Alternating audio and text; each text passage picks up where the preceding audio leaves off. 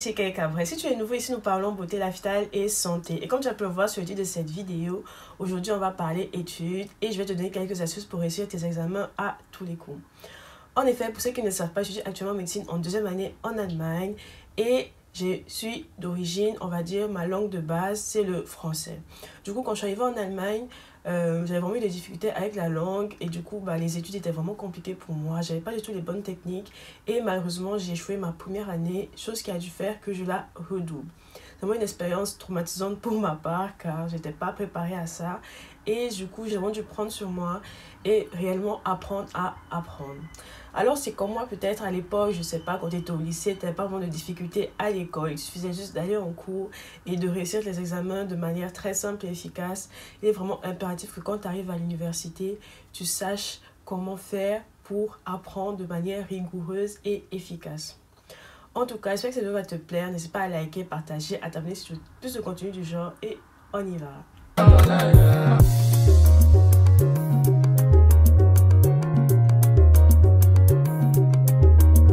Alors avant de commencer la vidéo, j'ai juste envie de te dire qu'il est important pour toi de connaître le type de mémoire que tu as.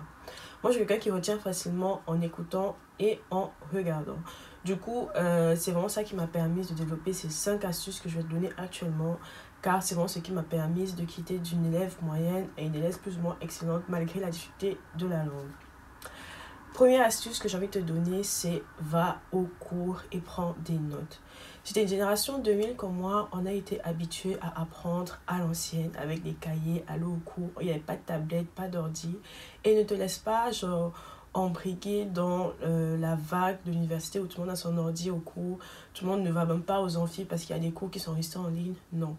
Moi, ce que je te conseille vraiment, c'est d'aller en cours, prendre un petit bloc-notes et prendre des notes. Tu n'es pas obligé de prendre des notes de tout ce que le prof il dit, mais sois le plus attentif possible afin que en fait, tu retiennes au maximum et tu notes ce que tu penses est important. Ces notes-là, tu n'es même pas obligé de les relire parce que moi, je ne relis jamais mes notes.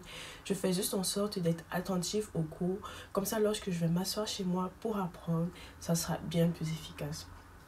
J'ai envie de dire en fait que quand tu vas au cours, tu as déjà 60% du travail qui a été fait, car lorsque tu vas lire ton support du cours, justement, tu seras plus à même à comprendre ce qui était vraiment important. Genre, parfois, les profs, ils font des heures et tout, mais vu que le fait que tu as écouté, tu vas savoir en fait que ça, c'est une erreur, ça, c'est... Bref, les choses te reviennent plus facilement lorsque tu lis et tu sais de quoi tu parles déjà, en fait. Et ce qui est aussi important, même si tu ne comprends pas le cours dès la première fois, c'est que tu sais au moins la quantité de choses que tu as à faire. Je sais pas comment expliquer, mais il y a plein de gens, surtout avec l'histoire du corona et tout. Par exemple, dans mon uni, la plupart des cours, ils sont enregistrés en ligne. Et les gens, en fait, ils se permettent de pas venir en cours car ils vont regarder chez eux. Et le truc, c'est que cette liberté de regarder chez soi, c'est aussi cette liberté de s'organiser comme on veut. Et moi, par exemple, j'avais toujours l'habitude, en fait, de repousser les cours et de ne rien faire peut-être pendant le temps où les cours étaient prévus, tu vois. Et en fait, je me retrouvais peut-être le week-end, au lieu d'apprendre correctement, de réviser ce que j'avais fait dans la semaine, en train de visionner des cours et réaliser en fait à quel point la quantité est énorme. Donc franchement, première des choses, même si je sais que c'est pénible, t'as pas forcément la foi, t'es peut-être loin de l'uni et tout, force-toi vraiment à partir au cours, à prendre des notes. Ces profs, ils se lèvent pas pour rien, genre même s'ils sont payés et tout, les cours servent à quelque chose. Donc, va au cours, c'est la première des choses et la plus importante que j'ai envie de te donner. Maintenant, passons un peu dans la phase assimilation des connaissances. Je vais te donner d'abord le premier conseil, c'est-à-dire n'apprends pas par bloc de matière par jour. Genre, je sais qu'il y a beaucoup de gens qui apprennent en mode aujourd'hui on va faire matière X, demain on va faire matière Y, après-demain on va faire matière Z.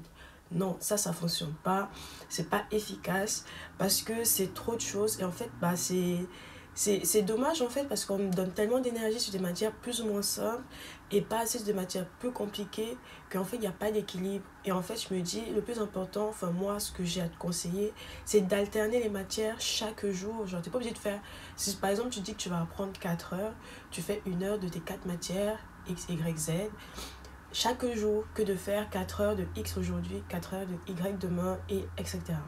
Donc, alterne tes matières, ne fais pas des blocs. Comme ça, tu apprends un peu chaque jour et après, tu vas vraiment t'en sortir en fait. Parce que tu sauras et tu réviseras régulièrement ce que tu fais chaque jour. La Troisième chose maintenant, du coup, c'est faire des pauses en apprenant, apprendre de manière efficace. Et la technique que j'ai envie de te donner, c'est Pomodoro. Je pense que beaucoup de gens le savent, c'est quand tu apprends genre 25 minutes intensives, 5 minutes pause, 25 minutes intensives, 5 minutes pause. Et moi, peut-être, je l'ai déjà adapté à ma façon. Je fais 30 minutes intensives, 5 minutes pause, 30 minutes intensives, 5 minutes pause. Je sais pas comment expliquer, mais j'ai vraiment envie de dire que bah, tu ne ressens pas forcément, mais tu retiens. Je sais pas comment expliquer, mais lorsque je faisais et tout, déjà, j'étais moins déconcentrée. J'étais vraiment genre à fond dans ce que je faisais. Genre, j'avais ma montre toujours sur moi. Je mettais un chrono de 30 secondes, 30 minutes, pas 30 secondes. Et j'apprenais, je lisais une feuille, un chapitre, par exemple de physiologie ou un truc du genre. Et après, je faisais 5 minutes de pause, je me levais, j'allais sur mon téléphone, je faisais juste autre chose. Et en fait, la théorie qui est derrière ça, c'est vraiment genre cette courbe de concentration par rapport au fait que bah, le cerveau, en fait, bah, au début, on va dire ici, il est au max de sa concentration. Et après, genre, au bout de 25 minutes, il est déjà en mode 80%. Et en fait, si tu continues sur 2 heures straight, genre 2 heures entières, où tu ne fais pas de pause, bah, tu vas te retrouver ici. Alors que si tu fais 25 minutes, 80% pause, après 25 minutes, 80% pause, tu vois que tu ralentis ta courbe. Et au lieu d'être ici, bah, tu te retrouves ici. Et tu peux apprendre plus longtemps et plus efficacement. Je sais pas comment expliquer, mais moi, du coup, j'arrivais à rester genre 8 heures à la bibliothèque sans m'ennuyer. Et vu que j'alternais aussi les matières, que je faisais pas juste anatomie et autres, genre c'était un peu genre un petit jeu où je me rappelais un peu de ce que j'ai fait et tout. Et c'était vraiment genre, pas amusant, mais c'était agréable en fait. Et voilà quoi. Maintenant, la quatrième chose que j'ai envie de te dire, c'est faire recours à des moyens de rétention active, réactive tes connaissances de manière active.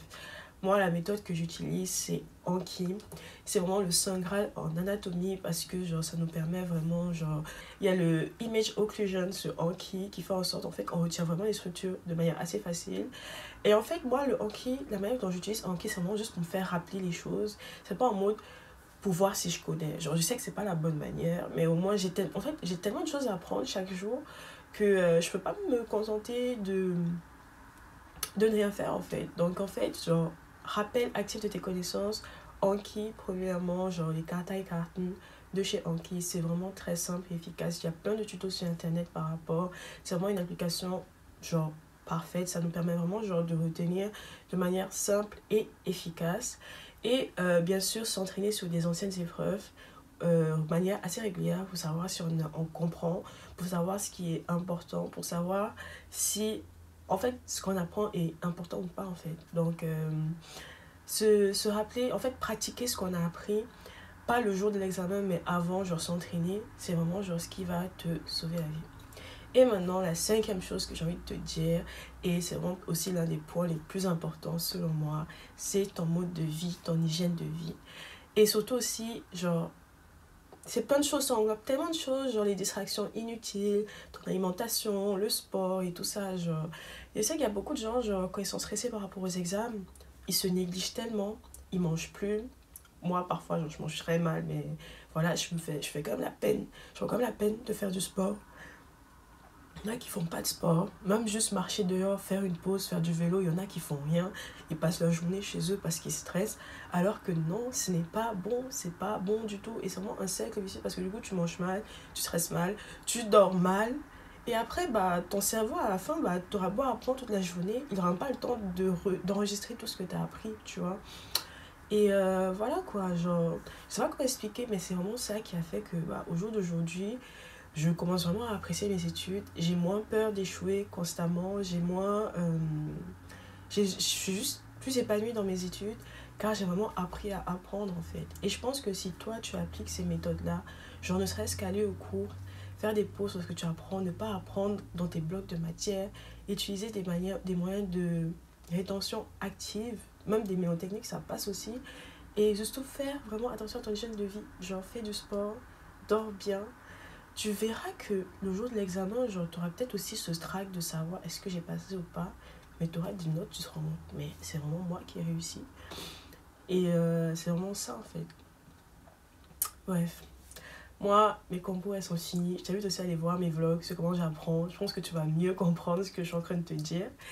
Et voilà quoi. J'espère que tu as aimé. N'hésite pas à liker, partager, à t'abonner sur plus de contenu du genre. Et on se retrouve prochainement pour une autre vidéo. Allez, bisous.